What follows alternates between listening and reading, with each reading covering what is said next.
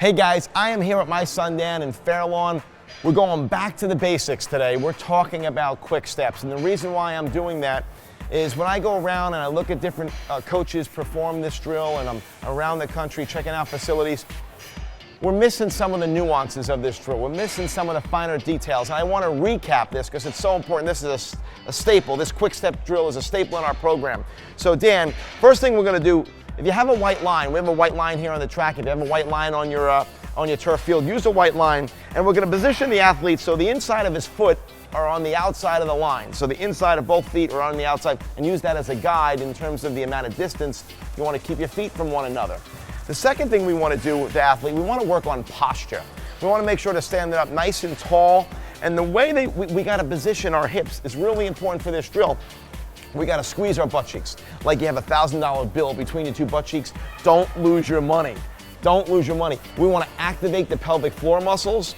We want to rotate that pelvis up. If you can kind of almost see my hips, a lot of people are just stand here all day. We want to squeeze and contract to get that pelvic tilt up and maintain that. That stretching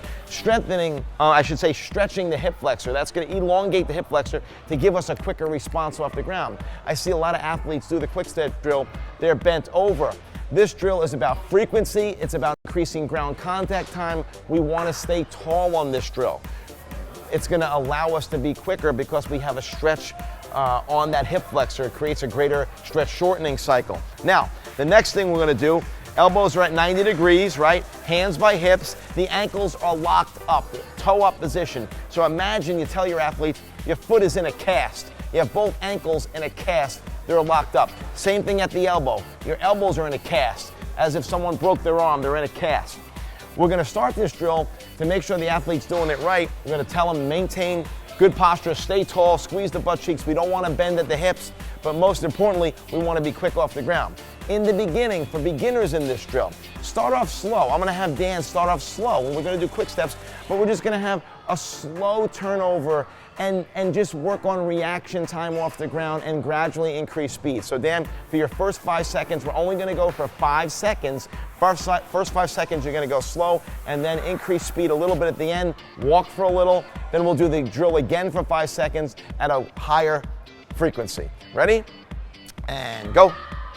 See how nice and slow, toes up? Now increase speed a little bit more and relax. You see how he graduated into the speed? He started off slow. Hey, technique, right? Technique and intensity, right? Quality and intensity. Remember, if quality is high, technique is high, it looks really good, well, intensity has to start off low.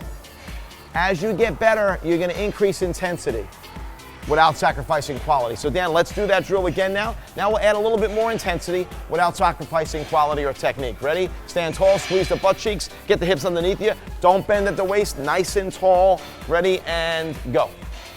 See how nice and tall he is? That's beautiful. 3, keep going. 4, keep going. And 5. See, that was about exactly 10 yards. Took us about 5 seconds to do each 5-yard drill. We take a 5-10 second break to let the nervous system regenerate. Really important in this drill. We don't want to do this drill for more than 5 seconds. There's a point of no return after 5 seconds when you're working at high intensity and high frequency. So Dan, let's go back one more time. And go. Fast arms, good. Toes up, quick feet. Look, now he's getting faster. Now he's getting more comfortable. 4 and 5. That was 5 yards. Walk a yard or 2. Take a 5-second break. Right? Toes up. This drill is very exhausting if you do it at a high intensity. Let's go one more time. Ready, and go. See how nice and tall he stays? Hips are firing, glutes, and relax. Guys, if you do this drill, you do it like that, you stay tall, athletes are gonna be quicker off the ground. You go down and back, you go 10 yards, 20 yards down and back, that's an exhausting drill. That's a high neural drill if you do it right. A great way to prepare for sprinting. So let's take our game to the next level. Let's make sure when we do these drills, specifically this quick step drill, it's always high quality, so don't be afraid to slow it down. I'm a stickler on that posture, making sure that posture is really, really erect and strong and tall. And again, that pelvic floor is firing, those glutes are firing to keep those hips up.